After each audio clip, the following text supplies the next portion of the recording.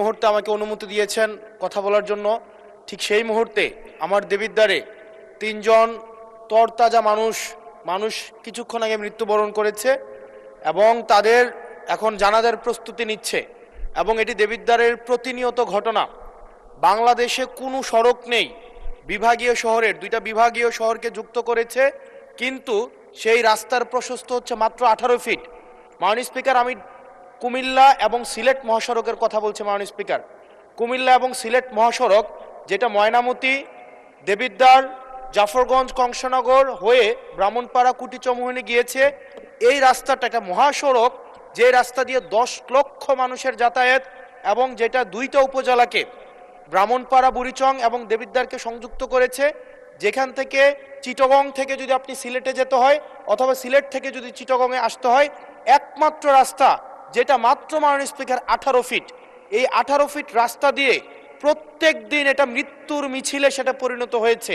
দেবিদ্বার বুড়িচং অংশটা প্রত্যেক দিন মৃত্যুর মিছিল। কেবল এই মাসটাই 23 জন মানুষ মৃত্যুবরণ করেছে এই সড়কে দুর্ঘটনায়। মাননীয় স্পিকার, আমরা যখন মন্ত্রীদের মহোদয় বা প্রশাসনের সাথে কথা বলি, এটা হচ্ছে এক ধরনের প্রশাসনিক জটিলতায় আজকে দীর্ঘ 10-12 বছর এখানে কোনো ধরনের কাজ হচ্ছে না। আমি আপনার দৃষ্টি আকর্ষণ করছি, আপনার মধ্য দিয়ে মন্ত্রী মহোদয় নিশ্চিত করবেন কি কবের মধ্যে এই মৃত্যুর মিছিল থামবে এবং এই মহাসড়ককে, এটা লাইন অফ ক্রেডিটের আন্ডারে 6 লেনে হওয়ার কথা থাকলেও এটা মাত্র 18 ফিট হয়ে আছে। মাননীয় স্পিকার, এটা আমি এলাকায় মুখ দেখাইতে পারি না।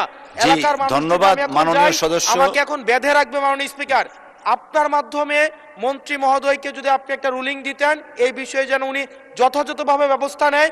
আমি ভিক্ষা চাই এই সংসদের কাছে, এই রাস্তাটা 10 লক্ষ মানুষের প্রাণ বাঁচাবে। মাননীয় স্পিকার, আমি আপনাদের কাছে ভিক্ষা চাই এই রাস্তাটাকে প্রশস্তকরণের জন্য দ্রুত এটার আপনারা ব্যবস্থা নেবেন। ধন্যবাদ মাননীয় সদস্য। আপনি 71 বিধিতে একটা নোটিশ প্রদান করুন, সেটা সবচেয়ে অ্যাপ্রোপ্রিয়েট ওয়ে। তখন মাননীয় মন্ত্রী জবাব দিবেন, আপনি সংশ্লিষ্ট মন্ত্রী যখন জবাবটা দিবেন, it will work upon the procedure. আমার মনে হয় আপনি 71 বিধিতে একটা নোটিশ দেন আমাদেরকে।